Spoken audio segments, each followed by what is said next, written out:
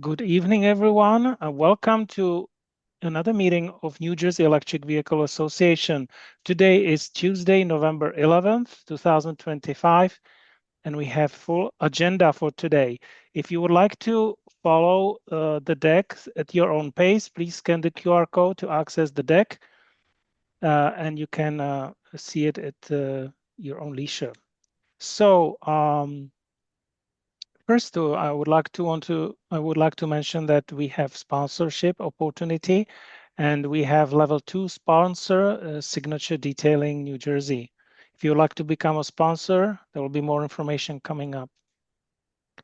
Today, I will first go through some news. I will give you update about new members and what's up there in the world of electric vehicles. Then we will switch gears to our first speaker, Laurent Frugier. He's going to talk about converting gas car to electric with his company, Fuel to Electric. And our marketing manager, Andy Samsu, will talk about overview of electric vehicle charging adapters. So let's get started. For those of you who are new, I would like to say about New Jersey Electric Vehicle Association. We are one of the about 100 chapters of the National Electric Vehicle Association that was founded in 1967. Our mission is to educate and advocate for the rapid adoption of electric vehicles through demonstration and education. So formerly it was Electric Auto Association. It is North America's largest nonprofit with this mission. Every donations are 100% tax deductible to join. You can visit myeva.org and follow the instructions. Our own website for the New Jersey EVA is jerseyeva.org. Membership updates. Last time we had update just a month ago, so there are not too many changes. We have, however, one new member. Please welcome Nick Andreacci. And lots of people have renewed. Thank you so much for renewing. Alexander Gerber, Walter Korfmeiker, Patrick McDavid. He's our South Jersey liaison. He's organizing lots of events in Camden County and in Tri-County area, which includes Burlington, Camden, and Gloucester. Also, thank you, Andy Samsu and Cynthia Samsu. We have currently 66 active members. So what are the news? So last month I was talking about the termination of the federal tax credits. So the news are in that in October, the sales as expected plummeted 47%. And also, what I was reporting last time was the funding that we got from Plug in America, which originates from DOE, that is good for our events, for particularly those that have test driving. But unfortunately, it got terminated by the Trump administration.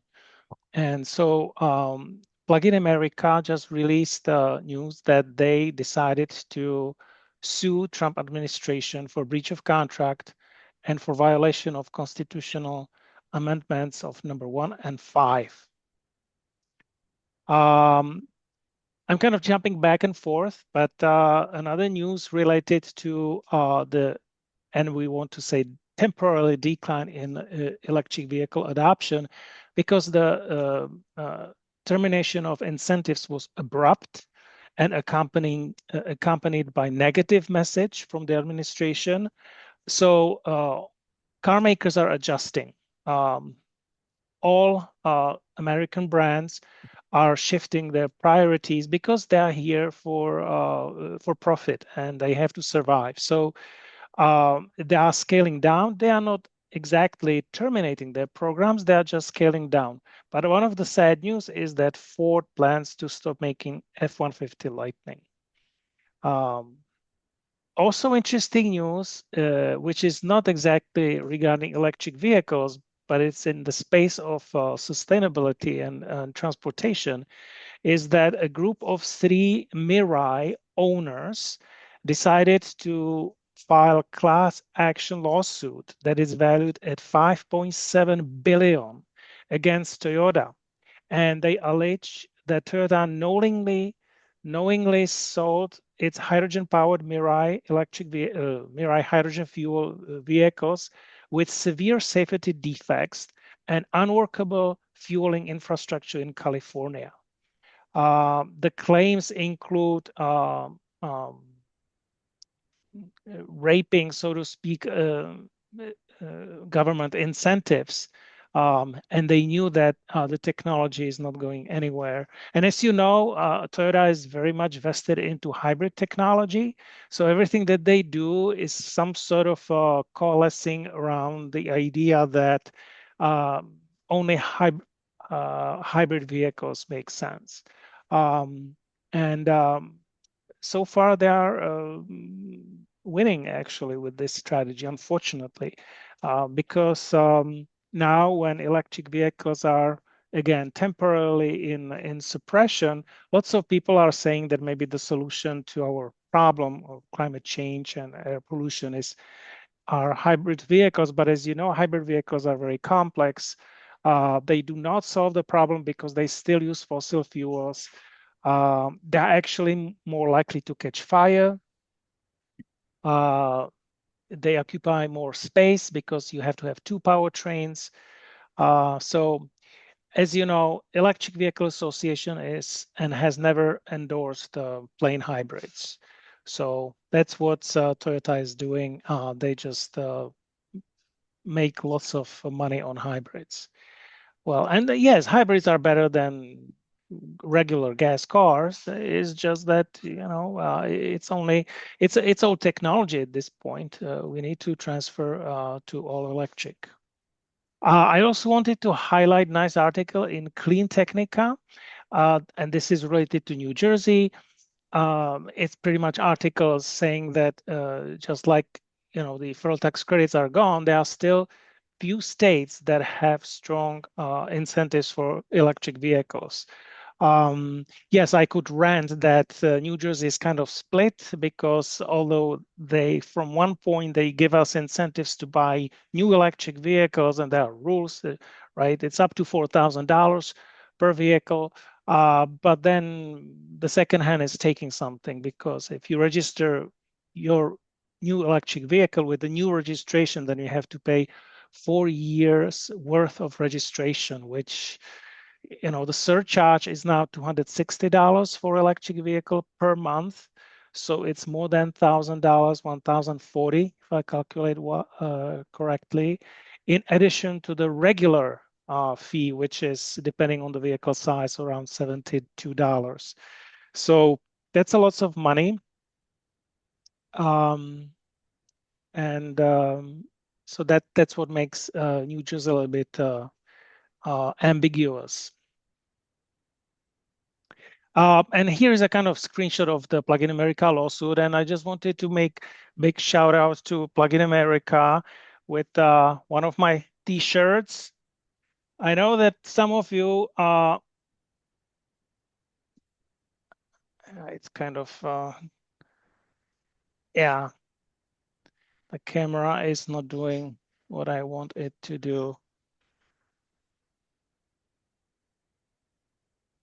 Well, anyway, so yes, this is my Plug-in America T-shirt with blue color.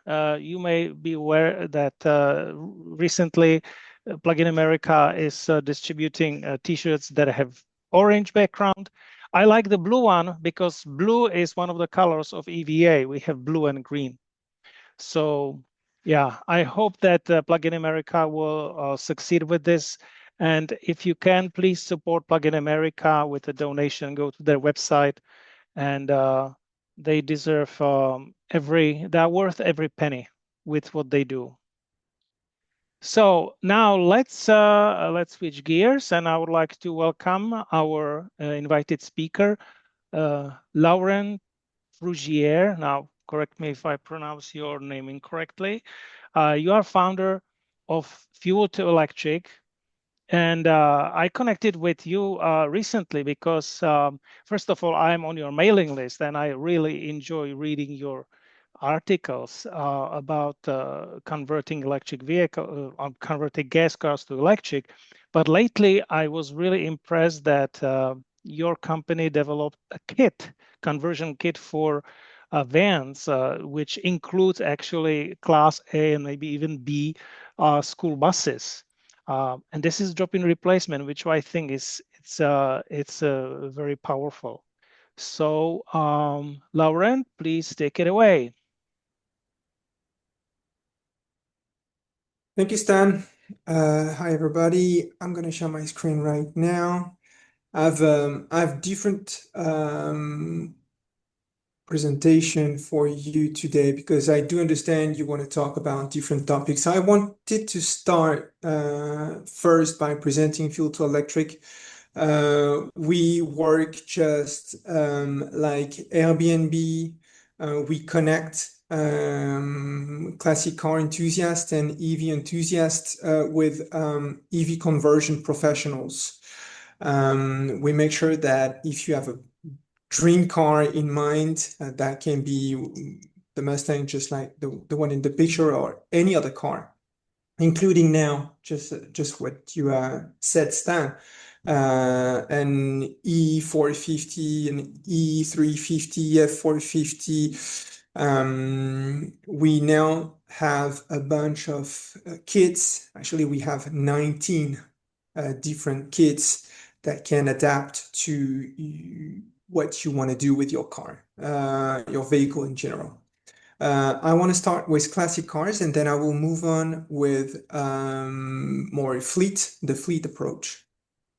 For the cost of EV conversion, and this is what I want to focus right now.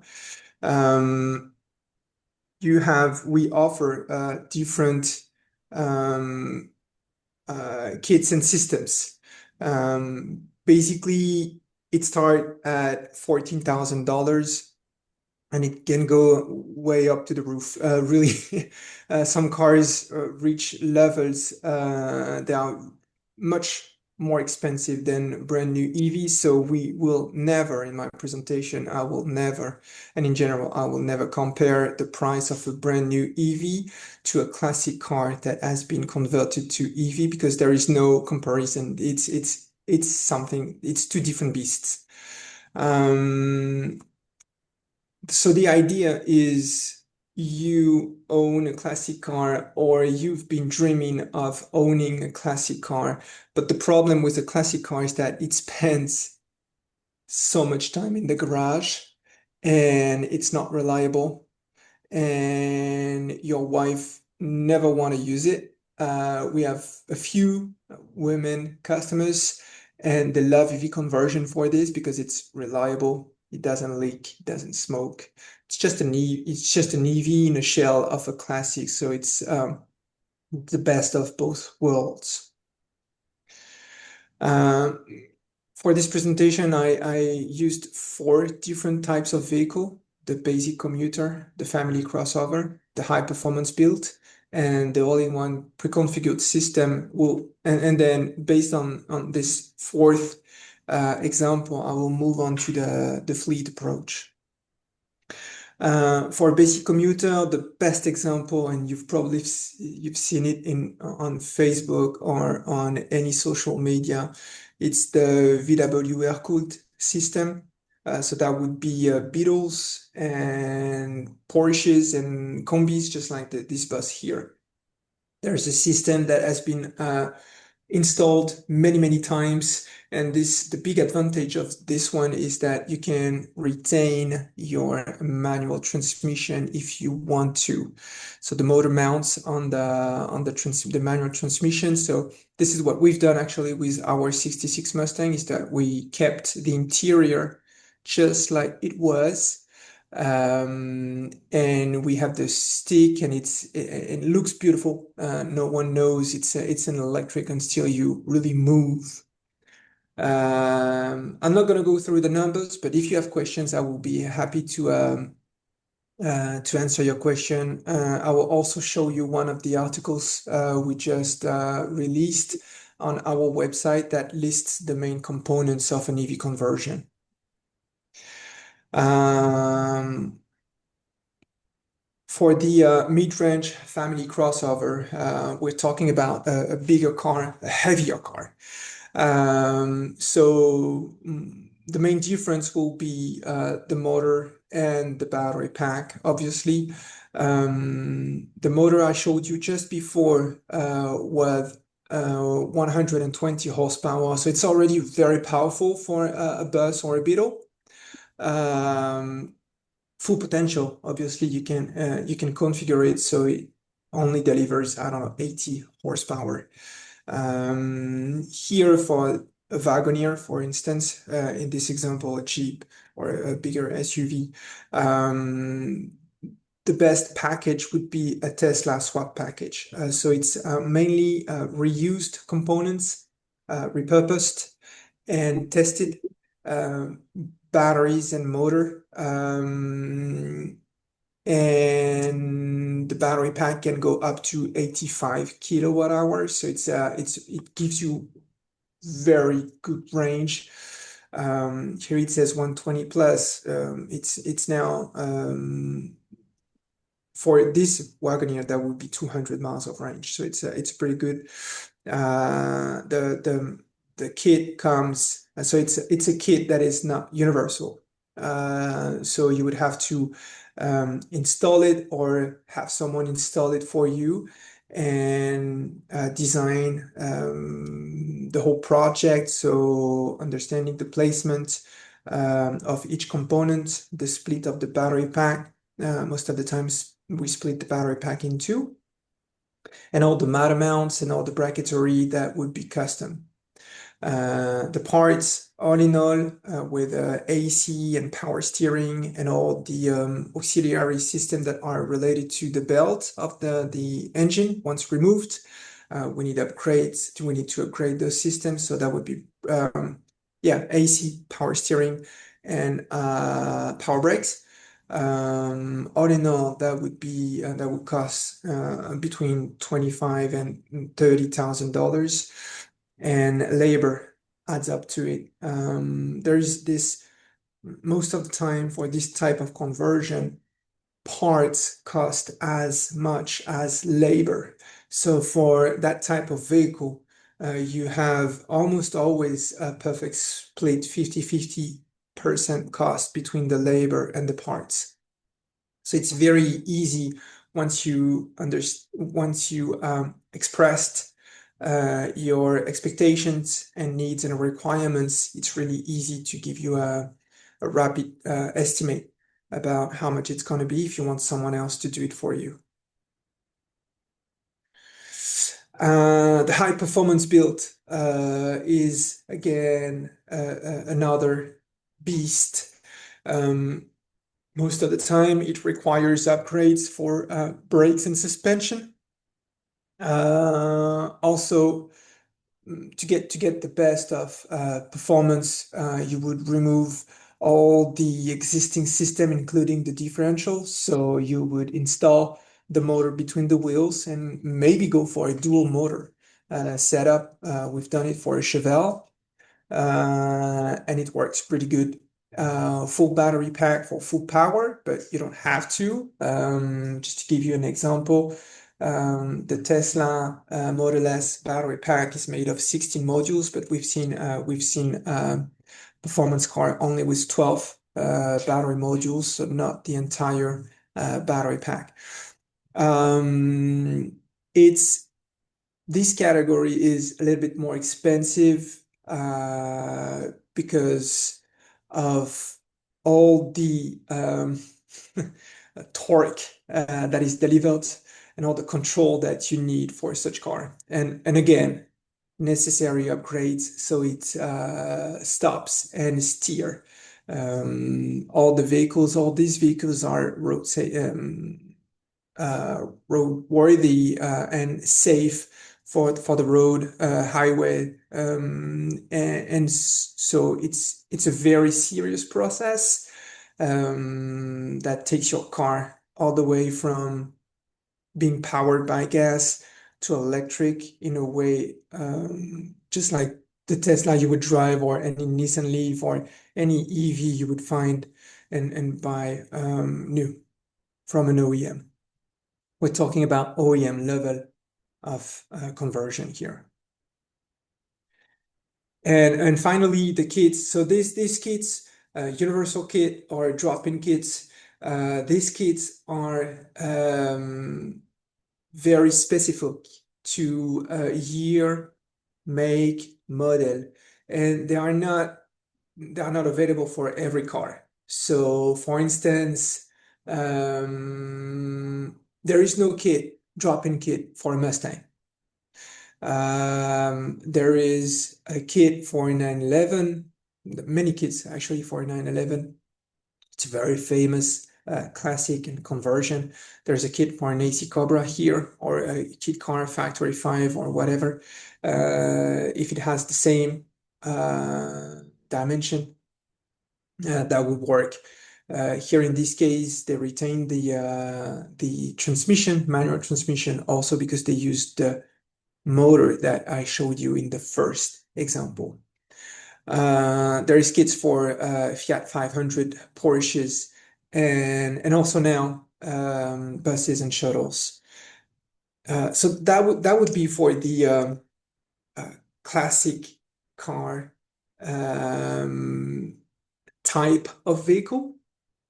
Um, if you paid attention to the numbers, um, the more elaborated and the more expensive the kit is, the less expensive the labor is. It makes totally sense if you buy a box full of parts, not assembled, not pre-configured, wiring not measured, nothing plug and play, then you will spend more time assembling it. If you buy a drop-in kit, it can happen in hours. I've seen this system, the one that is displayed here for the AC Cobra. I've seen it installed once the car is de-iced. I've seen it installed in less than 30 minutes.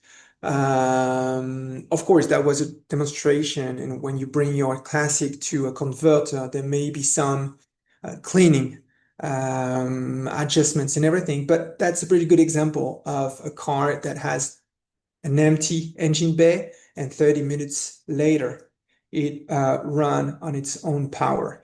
So it's a pretty efficient demonstration for anyone that has never or understands what EV conversion is.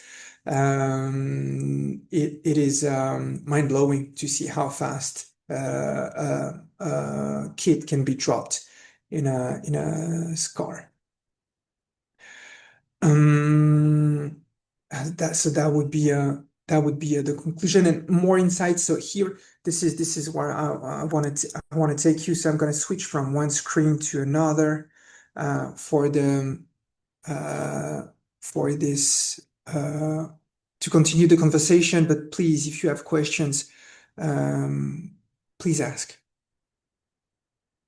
The next thing I want to show you is Stan told me that he was interested in knowing more about the components that are included in a conversion.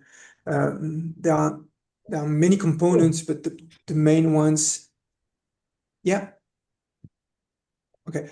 The main ones are obviously the battery pack. So here we are on our website, and if you want to go back to this article, you would have to go to blog. We have a few highlighted articles here. We also have a calculator if you want to know how much conversion would be for you, depending on the power you expect and the range and everything. And if there are more insights here. And the last, there is like hundreds of articles. You can use the search engine to find what you want. But the last article that we published talks about the main components. So it's perfect for what Stan asked me to talk about: the battery pack, obviously the motor, and also the inverter. We have an article about the role of inverters in EV conversion, the vehicle control unit, or the VCU, that is basically the um, the brain of the whole system, which controls the way the power is used. And any programs, you could have like three different drive configuration, depending on who drives it or the condition, or if you want to race it or if you want to drive it. So this is very, very important. The VCU, the more things you want to do with your car, the most complicated the configuration or of your VCU will be. And that's very interesting to get into different configuration for your vehicle. Even drivers, you can say, okay, my son has a different configuration as, I don't know, my brother. Yeah, if you share a vehicle in the family, or you can say, I'm going to drive it on the highway, or I want to drive it on a racetrack. Two different behaviors, two different ways of driving the car, and with only with a VCU you can do this. DC-DC converter is basically what replaces the alternator in a system. During the conversion process, the 12-volt system remain the same. So you keep the 12-volt battery, and this 12-volt battery is powered by the battery pack through the DC to DC converter. The onboard charger, this, I think everybody understands what it is: the battery management system to control the charge and discharge and the health of your battery pack. The thermal management system, obviously, battery cells must be cooled or heat up during winter for optimal usage. So that would be included in the conversion.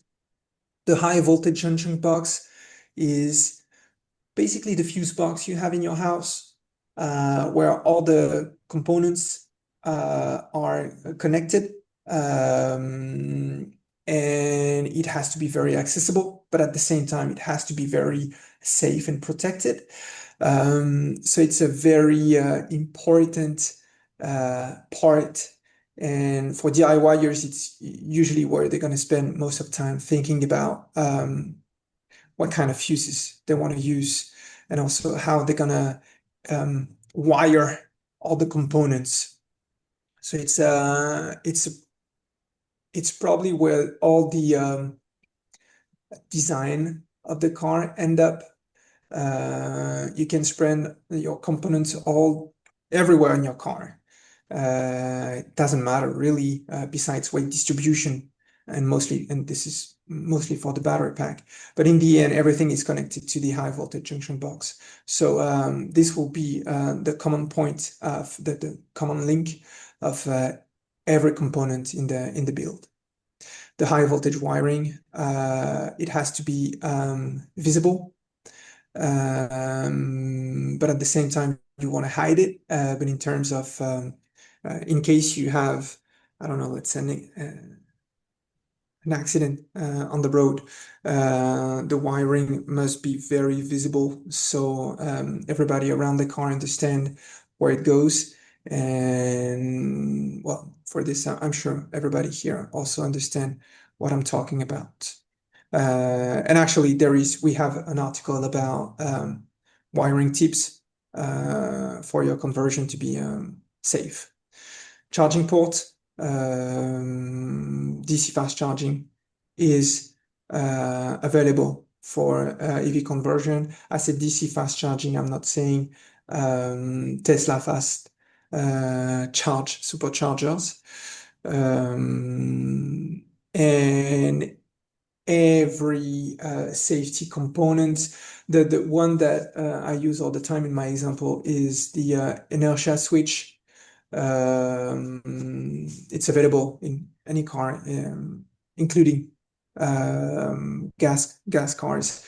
This is very important in case you hit something or someone hits you. It turns off the whole system, so it's safe to touch the car and to get someone out of the car, for example. This is for the components. Stan, do you have any questions about this? Because I know these are only a few components included in the conversion. There is much more to say, but again, we have different articles about this. Lauren, thank you so much for this presentation. Are you now open to questions, or you have something else to say? I'm going to open a third, another presentation just to show, Okay, because okay, you showed a kit, you showed a kit in your first slide, and I want to jump into okay. this. So I'll hold my question to when you are done. No, you can just ask your question when No, and I it's will, well, yeah. it's more of a comment because I was under impression that conversion vehicles are somewhat simpler or substantially simpler than stock vehicles. I remember that years ago the motors were DC motors. I think you are now using AC motors. Am I right? Yeah, there are, yeah. So the EV conversion world industry is moving and sticking to the recent development of OEMs.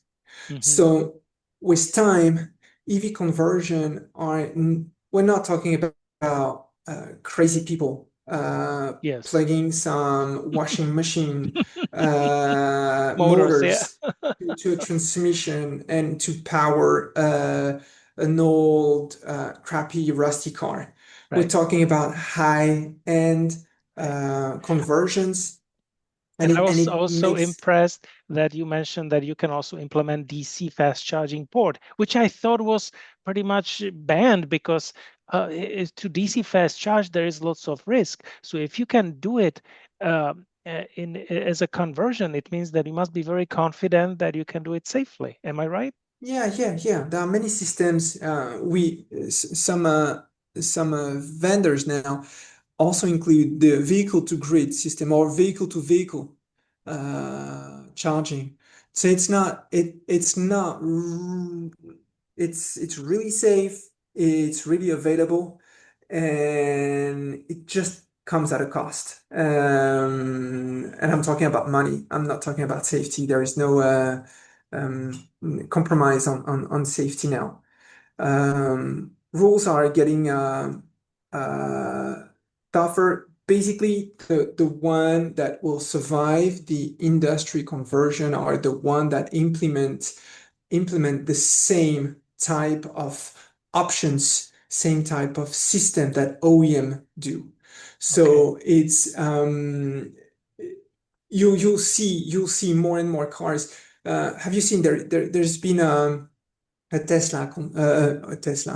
See what I'm saying now. There's been a classic. I think it's the '65 Mustang, and it has all the Tesla system implemented, including fast charging, but also the self-drive implemented. Even Tesla Wow. cannot recognize it's not a Tesla. So it's basically a classic car shell on the top of a Tesla, and Mhm. it's just crazy the way it goes, the pace of the industry is really impressive. Now I want to show you for bigger vehicles. This presentation was not meant for this crowd, but I think it's interesting, just so you have the full understanding on how far EV conversion goes. Um, this is a brand new OEM. On the left, it's a brand new OEM bus, and on the right, it's a double decker in UK. It's been converted for half of the price, less actually than the price, and it's a contract that has been signed, and it runs perfectly, and it keeps the spirit of, for this specific vehicle, double decker is like, again, it's the legacy of the city. Legacy, it's a spirit. It's also an image that everybody understand about London. If you put a double decker, red double decker, you think about London. So they want to keep it, and they decided to convert them.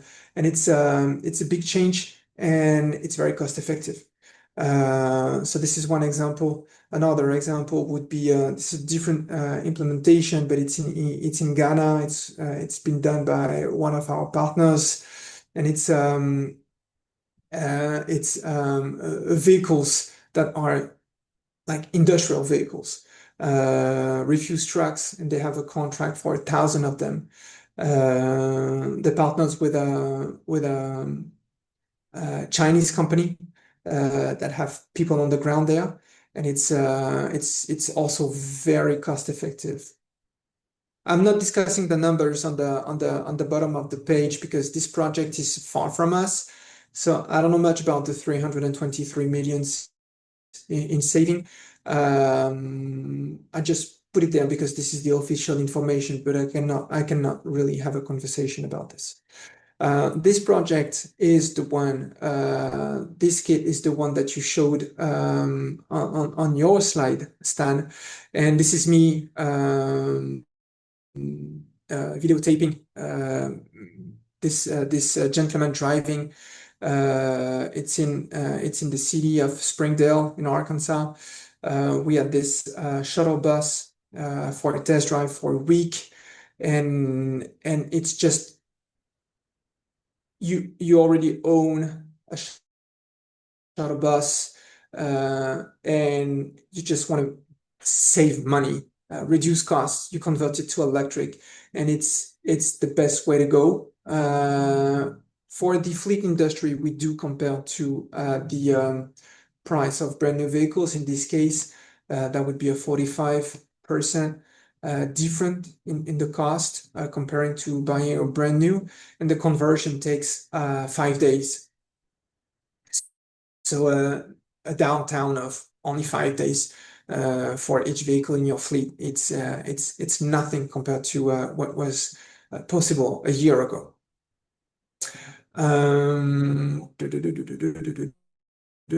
And for this, this is for other application, but it's more of a worldwide. This is a presentation I made for the Ministry of Transportation in Pakistan.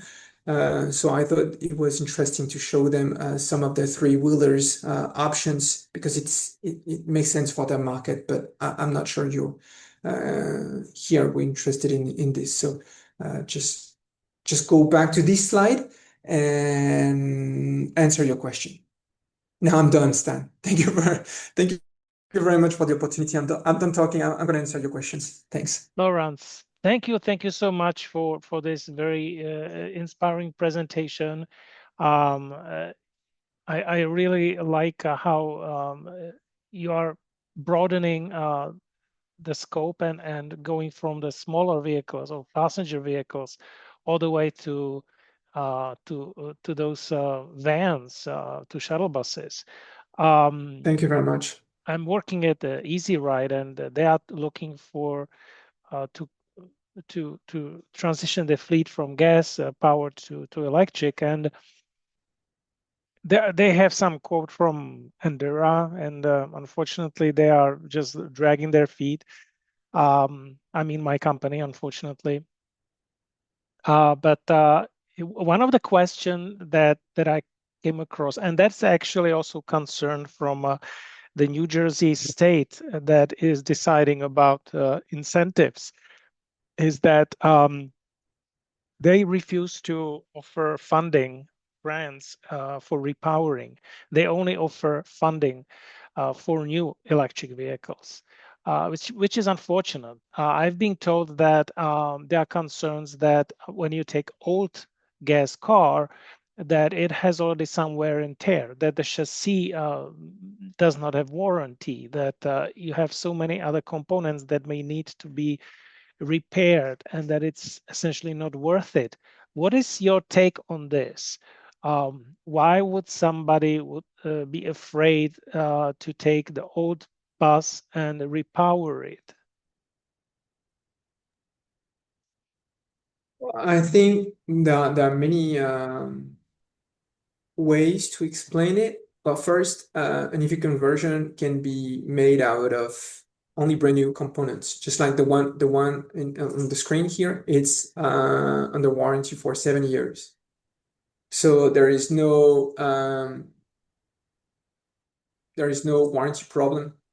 Installation is made by professionals in an environment that is not your local uh, resto mode garage. It's something that is just like, again, OEM level kind of conversion. So I've heard that if brakes fall apart, then essentially brakes were original, and but the original warranty will be voided because the vehicle was repowered, and the repowering company would say that we did not touch the brakes, so we are not covering the warranty for it. So we're talking about vehicles that have between 7 and 10 years. They Mhm. are 7 and 10 years old. So warranty at that time is I'm not sure when you say brakes, the brake or they need to be replaced, but Well, I, I've never had such a so conversation about it. And usually for these fleets, they have a team of people working, or they already have a contract for service for brake suspension and service maintenance, current maintenance. Um, maybe it maybe doesn't, yeah. some people would say that the cage, because the way how shuttle buses are made, they take these they call them cutaways, right? And the cutaway is made by Ford by itself, and they sell it to upfitting company, and they put the cage on it, right? But the cage over time will rattle. And the rattling, if it is under warranty, then you can claim it. But if you repower it, um, what if what will Okay, happen so then? this system is not sold as is. It's sold through companies that do exactly what you say. Hmm. Those companies like Colonial, so we talk to clients that buy those shuttle from, you see here on the plate, it says Colonial. Colonial is a company that would buy the chassis and the motor from Ford, and they would install the cutaway, just like you said, and they would install everything that you need. In this case, it's a Yes, shuttle. yes. Okay, this kit can be installed on a brand new bus, on a brand new shell. So that would be the E450 2025. So you can install it through those companies. You can have a brand new vehicle. You can also buy from them repurposed. If you don't already own a vehicle, you can buy from them a repurposed vehicle, and instead of replacing the gas engine by a new one, instead of performing a swap of a gas engine, they would replace the existing gas engine with the electric engine. Or you can send them your bus and they will install the kit. In those three cases, this company warranty the whole bus. So it's not it's not it just does not work like a classic car. It's distributors and installers that you already work with as a fleet manager. This is where this conversion for fleets are different compared to classic cars. So I have a bunch of names here. There's Colonial Okay. that I remember, but there is way more. And if so, I'm sure if your client own a fleet, they already have a contract with someone that has delivered shuttle bus, let's say shuttle buses to them for many, many years. There are big players in place. Those company would add this electric kit to their catalog. So instead of Yeah. you ordering this type of vehicle, you would have a new option now for an if so for F series and E series, you have this checkbox available now that Yeah. says electric engine with a different type of battery pack. Yeah. Lawrence, so essentially to summarize, would you recommend that the vehicle to be converted should not be more than 10 years old? Am I right? I'm not saying this. I'm saying that usually 8 to 9 years is where the company and fleet company think of repowering their fleet. I see. Okay. Because in terms of any accountant would say this vehicle has no more, well, it's time to just replace it Right. or So, reinvest. right. Yeah. But at this point, you would say that it's still worse to replace the gas engine with electric, or um, and how many more years of useful life would you expect from the vehicle? And is it dictated by the new powertrain, or is it the new life? Is it dictated by the rest of the vehicle? That's a very good question. First, if there is rust on the chassis, forget it. Right. So the conversion is based on the condition of the existing vehicle. If the vehicle is in good condition, you can extend its life by 7, 8 years. So another cycle. Now, EV conversion does not apply to all the use cases. Uh, I'm sure. Do I have a slide about this? EV conversion is not is not good for everything. Yeah, here it is. Not all vehicles are good candidates. So it really depends on the routes that you have, the mileage, the availability of charging. If you charge at the depot, how many times you go back and how much time you have to recharge or top up. There are many conditions. So this is the kind of conversation that we have depending on the routes, the vehicle, the expectation, and the total cost of ownership. Um, so it's not an easy. I cannot give you an easy answer or a fast answer here. But Yeah. if the routes are very well known and just like school bus, they Yeah. run You for want to have very a predictable usage, right? predictable or limited.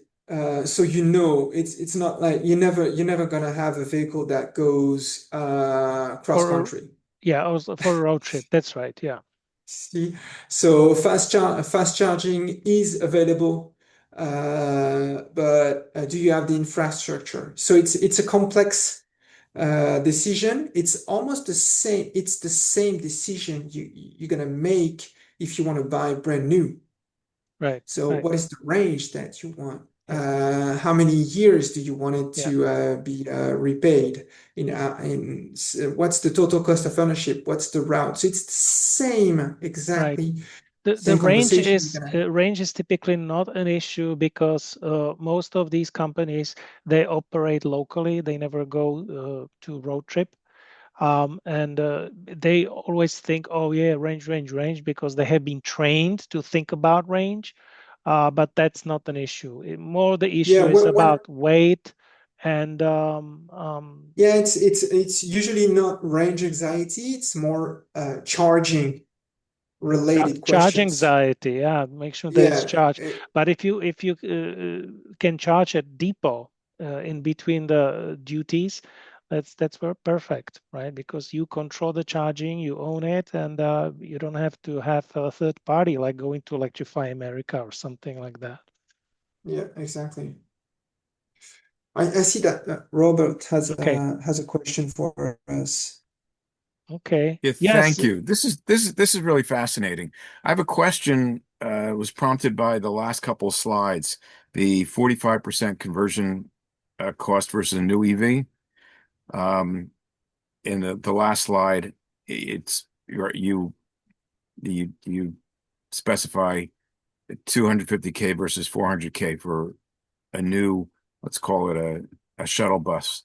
That's a new EV shuttle bus. So my question is, what what is the assumption regarding the existing vehicle? So let's say I'm in charge of the fleet for Marriott that goes around the airport, their shuttle buses, and I've got 10 8-year-old shuttle buses, and I'm looking at the possibility of converting them to electric or buying new, and knowing that I want to go electric.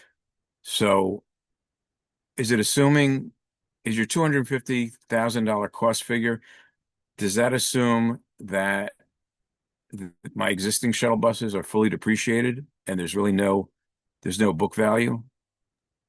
So yes and no. The 250 would be you buying a brand new shuttle or a brand new shuttle equipped with this system. In other words, the kit costs between $80,000 and 100. So if you have a bus, here I'm comparing apples with apples. So it means that the 250 is the brand new bus you can buy from your distributor with the electric system installed instead of a gas engine versus $400,000 you can buy from Ford if it's available, if the same bus is available at Ford.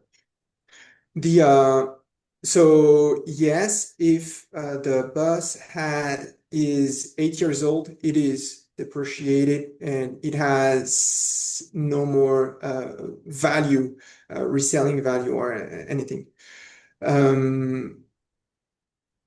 If the bus is in good condition and if you want to convert it and if you feel like it has more years to live. So instead of you buying brand new and replacing your existing vehicle with a brand new one, Hmm. this is the price difference you're gonna see if you compare the two quotes. Um, So that it would I'm looking at a cost of around $250,000 to buy a used um, shuttle bus that's been retrofitted so that it's now electric. yes, Okay, and if I say, hey, I've got 10 8-year-old shuttle buses, the yeah, cost to convert each one would be about half that. yeah. That would be so. The kit itself is I can show you here.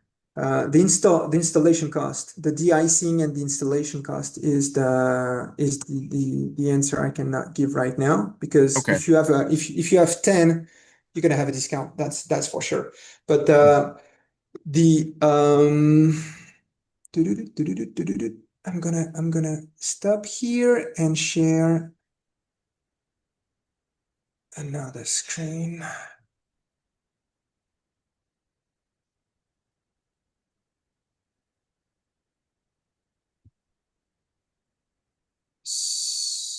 Okay.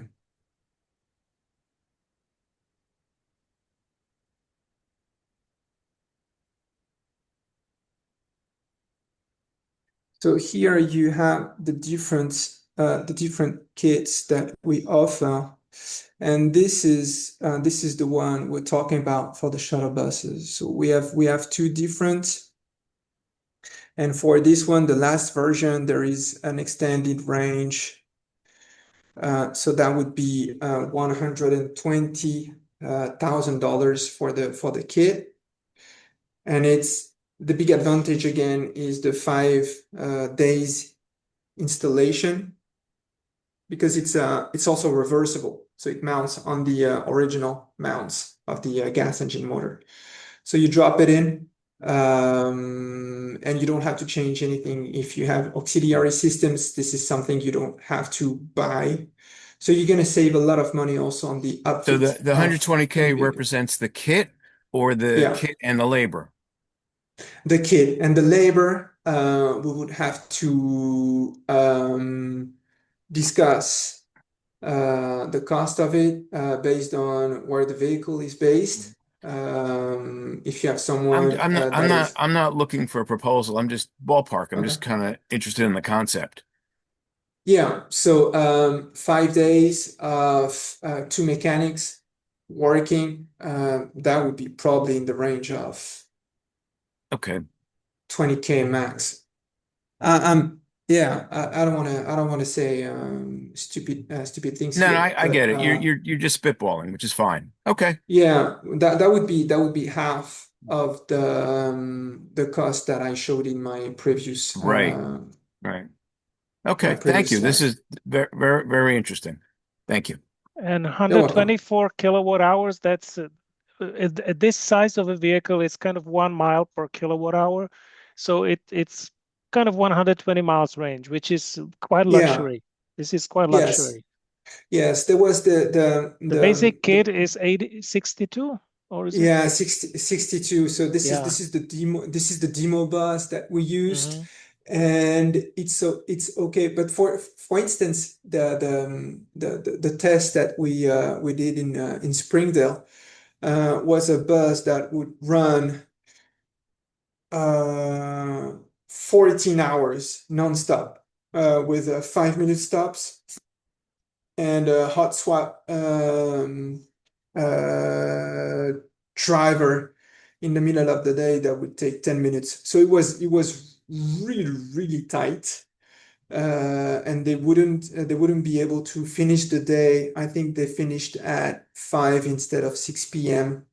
And it was not okay. Now, if they decide to go with the 124 kilowatt hour, then it's more than what they need. There is nothing in between, but again, just to reflect what you said earlier, Stan, the more range you give to someone, the happier he is. And that's Yeah. the And option that yeah, I also think that the capacity battery versus range, it's not linear because the battery is heavy. So when you double the capacity, you do not double the range. yeah, Am I right? exactly. Yeah, we have this is one of our first article like 3 years ago. We said the more range you want, the bigger the battery pack is. The bigger the battery pack is, the less miles you'll do per kilowatt hour. So efficiency is key. We also wrote an article about efficiency now.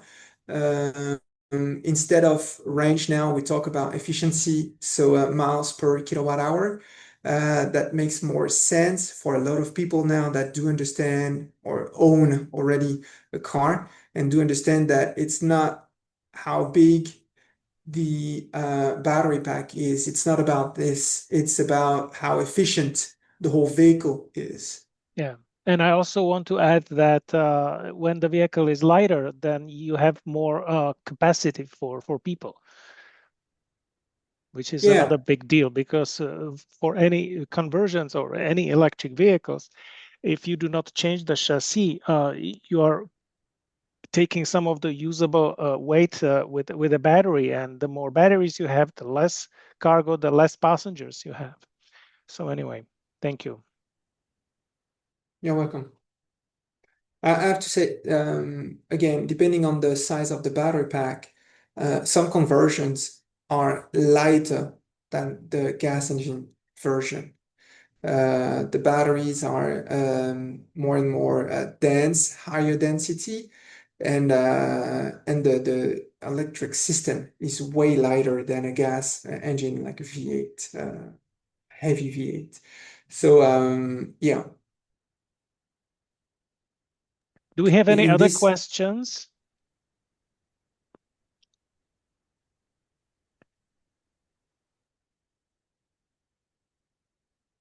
this is a chart about the charging, just to say that if you top up just a few minutes between shifts, it brings you back your charge to up to 80%. So it is also something that you have to take into account when you design your routes or when you consider EV conversion for certain routes. So this graph is very interesting. Is this 62 kilowatt hour battery size, this thing? Yes. Yeah, it's pretty good. Can you do any plug-in hybrid conversions? Sorry, can you repeat? Plug-in hybrid. Yeah, like the old Chevy Volt. No, Okay. no. It's only full electric. We've done some projects with a range extender, but that would be for very specific, like 4x4 vehicles, or yeah. We don't like to mix. The complexity of hybrids is too high, and it doesn't make sense for a classic, and for fleets that would be relevant for heating system for winter. So that would be just a small engine, gas engine, that would power the heating system for the cabin. That would be it. Okay, cool. Okay, I think, guys, we need to move on in the interest of time. So, Lawrence, thank you so much for your presentation. Yeah, no problem. Thank you. And if I will try to incorporate your slides into my deck, but yeah. Yeah, there's a lot. I can send you everything. Mm-hmm. Okay, good. So let me return to my deck, and I just want to say what's coming up. We have two first responder EV awareness events. One is coming next week. It is during the New Jersey League of Municipalities. If you are planning to go to Atlantic City next week, but it's unrelated to it. It's just overlaps coincidentally. It is on Tuesday, November 18th. It is in South Jersey in Camden County in Berlin Fire Company. I like the name of it because I'm from Europe, and when I think of Berlin, I always think of Germany. But this one is a town in Camden County, which happens to be called Berlin. If you'd like to register, please hit the link in the presentation file. The next one, so we are skipping December because December is not the month that we want to plan to do stuff. But in January 15th, it's Thursday. And this one will be at the other end of New Jersey in Bergen County. It will be in Emerson Fire Department. We have additional 2 fire departments joining. I do not have the link yet. Stay tuned. It will be the same portal, Drive Electric Month portal. Yeah, we are looking for volunteers to bring the vehicle. We always try to provide dinner, at least pizza or sandwiches and beverages, and in some cases there are also cookies. So that's definitely very attractive. When I say 7 p.m., 7 p.m. starts the presentation. You don't have to be there for the presentation. The EV show starts at 8 p.m. until 9 p.m. We want you to come a little bit before 8 p.m. And the food, we are planning, we are asking the fire department to bring the food 7:45. So that if you want to have food, come 7:45 or even earlier, and so that you are fed by the time the EV show starts. So that's about these 2 events. Other than that, we do not have EV show.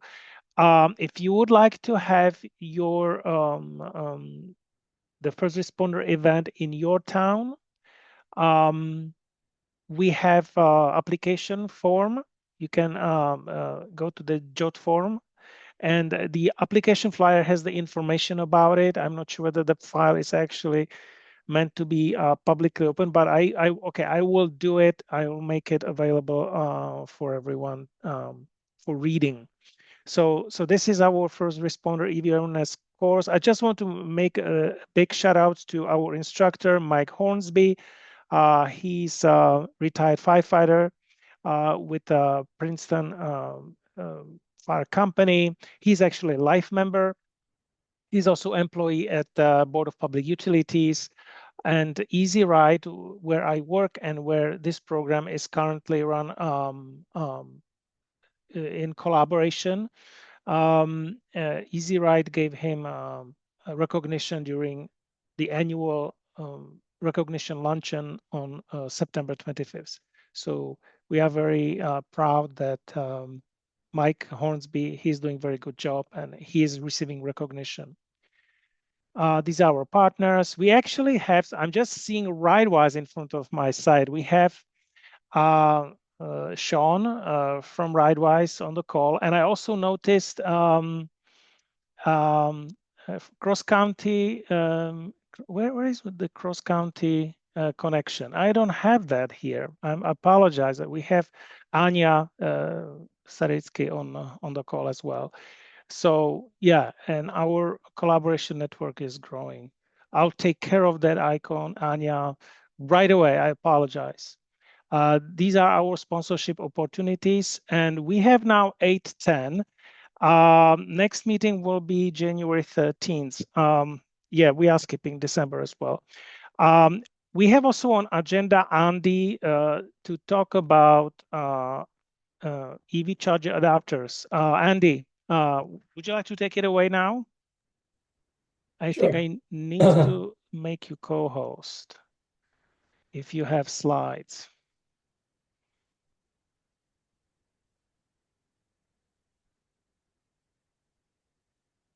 Okay, hold on. And we have also Frank Friend on the call from Berlin. Yes, that's great. Thank you so much for being on the call.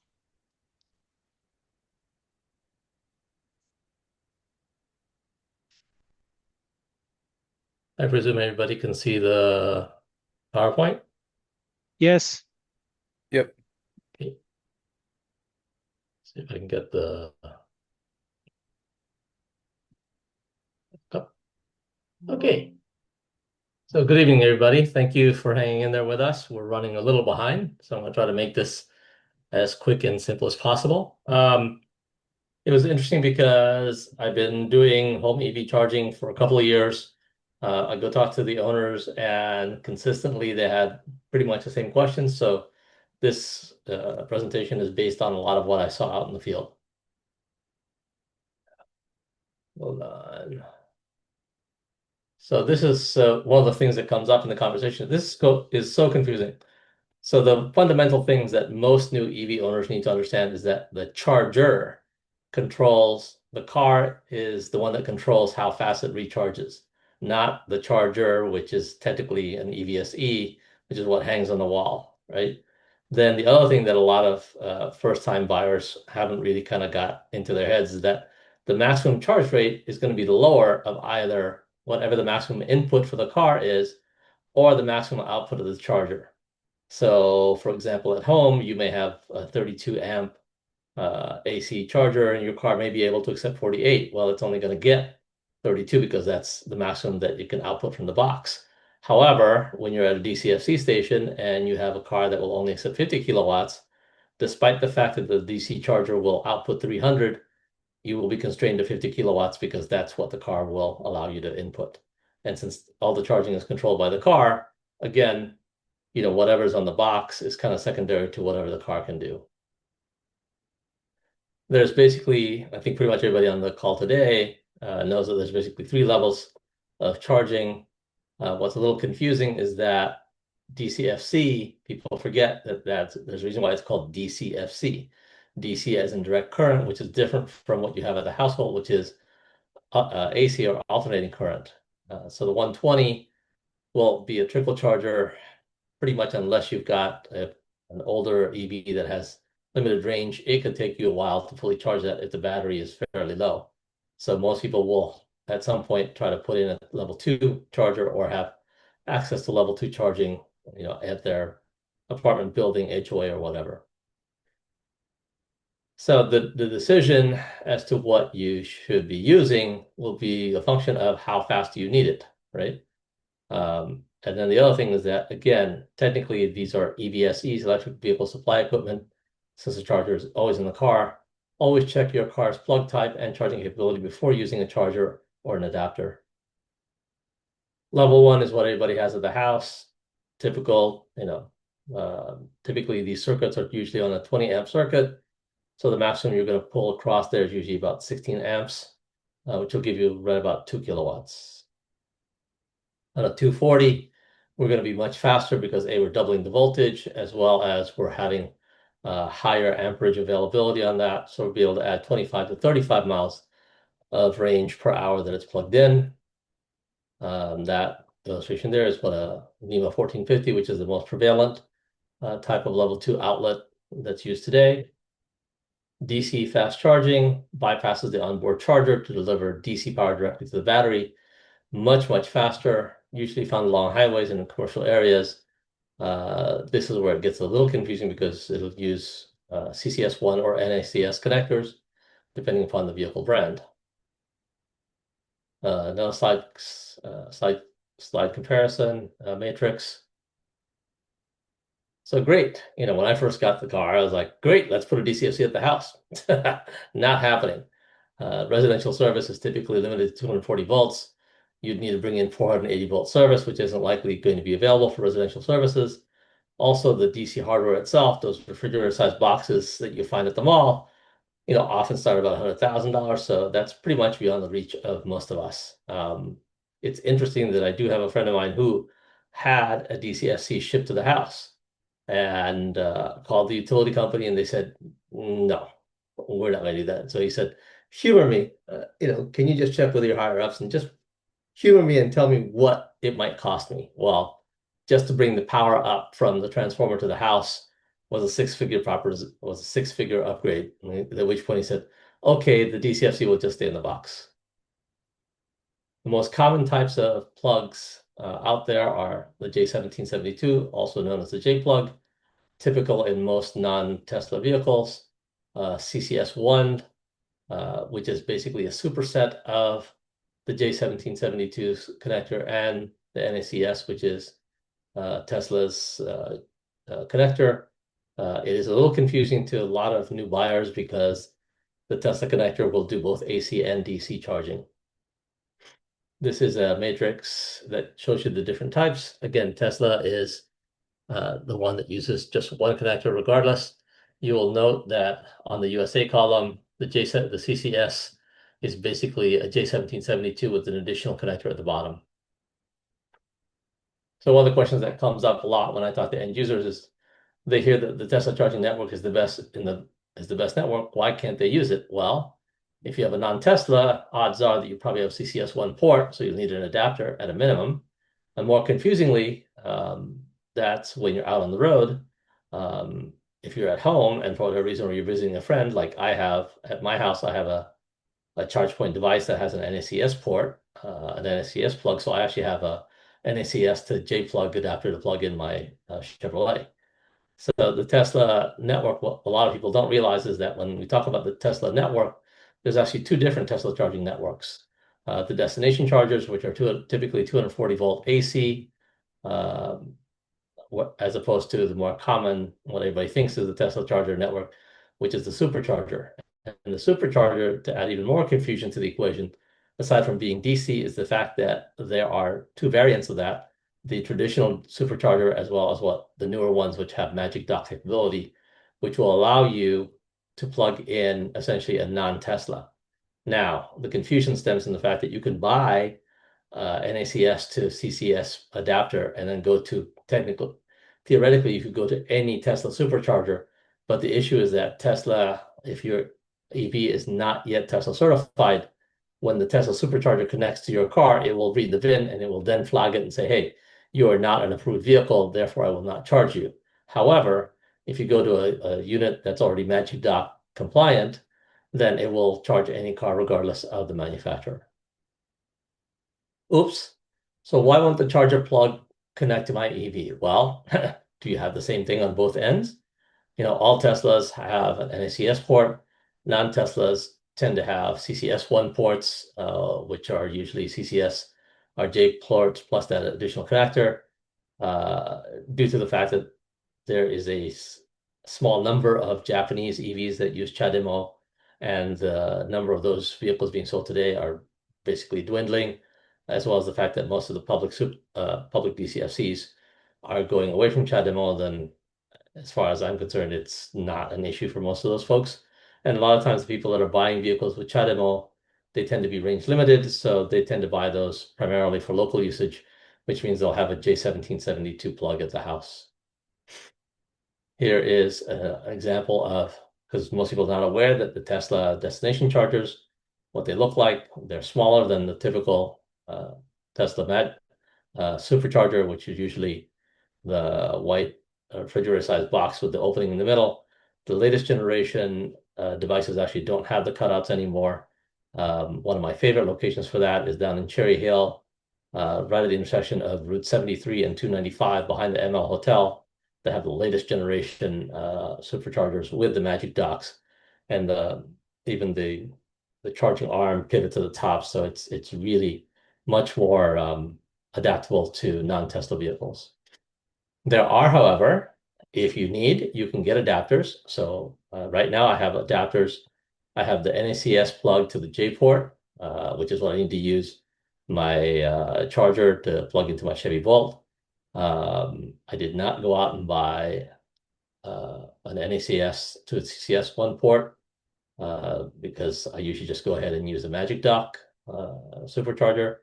I have in the Tesla, it came with the J plug to an NACS port, so I can use that when I'm visiting other people or any place that has a J port, and then CCS1 port to the NACS port. Again, I have not found a need for it because usually if I'm out there and I need to rapid charge the car, I will go to a Tesla supercharger with a Magic Dock. Here are some examples of what the different connectors look like. I personally happen to have that orange unit, which is in the top left at the house. I also have the J plug to NACS adapter, which came with the Tesla, which is the bottom right. I have not bought either the NACS to CCS, nor have I bought a CCS1 to NACS adapter. Because like I said, for me, when I travel with the Chevy Volt, I will go to EVgo, Electrify America that already has a CCS. And when I have the Tesla with me, then I will go to a Tesla supercharger. And even with the Bolt, I will go to a Tesla supercharger that has Magic Dock. And that's it. Thank you for your time. If you have any questions, feel free to ask away. My email info and my phone number info is there. Andy, thank you so much. That was quick. Questions? There you go. So I think this audience, because most of the people here are already converts, none of that was particularly new, but I think this was probably an opportunity to explain that to some people that are not. And if you would like copies of this, I'm sure Stan will make that available. So as you talk to newer owners I'm or just future owners. adding your slides to my deck so that it's all in together. Andy, hold up. I have Yes. grounding issues with my bolt, with the bolt. Bolt with a B? Yeah, No. with the B. Okay. Yeah, I What's don't going have the on? grounding issues with my Blazer, but the bolt must have onboard grounding. What charger are you using? What device do you have on the wall? Oh, it's a 240 plug. What brand? No, it was installed by an electrician. It's not it's not an EVSC. It's just a plug. Then I plug a You plug the the unit that came portable with the car, charger in. the portable charger. Yeah. So you're using the white one that General Motors supplied you? No, I'm actually using. Boy, it's been a while. Third It was. party, probably Chinese. I bought it from Walmart. It was cheap. It was under $200. It works fine. It works on my Blazer, but It doesn't work on your Bolt. yeah, when I plug it in a bolt, it blows out the ground fault interrupter in the basement. Hmm. So you that can't have two uh ground faults. I guess the yeah, Blazer must be you can have two grounded. GFCIs because they'll cancel each other out and freak each other out. I would probably think that it's an issue specific to the box that you bought from Walmart, right? No, it's not. No, it works fine with the Blazer. Well, it's That's not what weird you find on the because you Bolt. have the No, I same know brand. because of the requirements to have electricity outside in the garage. It had to be grounded, and so I never had the electrician come back to take that GFI off. Hmm. I Yeah, don't, but and I could probably get by without a GFI because it's inside in the garage. It's dry in there. yeah, but what I'm saying, Richard, is that Yeah, if the fact that your newer Blazer will charge and not trip the GFCI with that same exact box, but your Bolt does, tells us that it's the box itself when it handshakes to the car is causing that issue. yeah, it I've is. seen that happen before. Yeah, it's So your happening. choices are either get rid of the GFCI or swap the box. Yeah, okay. Yeah, I think I have to get rid of the GFI. It's just I don't feel comfortable doing that myself on that box. Yeah, it's interesting because I had ours installed now probably about 5 years ago. At that time, the code did not require a GFCI on a NEMA 1450 outlet. So I don't have that issue. Okay. At least our township at that time did not require it. So Yeah, so I should just call the electrician back, see if he'll take it out. yep. Just swap it out. Yep. I don't want to do it myself. Yeah, safest bet. There you go. Okay, cool. Thanks. You're welcome. Andy, can you flip back to your third slide real quick? I think it was the third Slide. one. Sure. I think number 3. What about the charging levels? Yes. So, since we're all friends here, I could be embarrassing myself, or I could be providing you with an edit correction. Level 2 requires a dedicated chargers. Shouldn't that say requires a dedicated outlet Well, it could either be outlet or or the plug? the Okay. plug, All right? right. Okay. It depends whether you're focused on males or females. Okay. Right. Yeah, You know where I my think head's I at. tripped on that basically what too. that slide means to say is that a lot of times, at least if you if you were an early adopter like I was back in 2016, right? The box that came with the car only did 120, so you would need to buy another box to do the 240.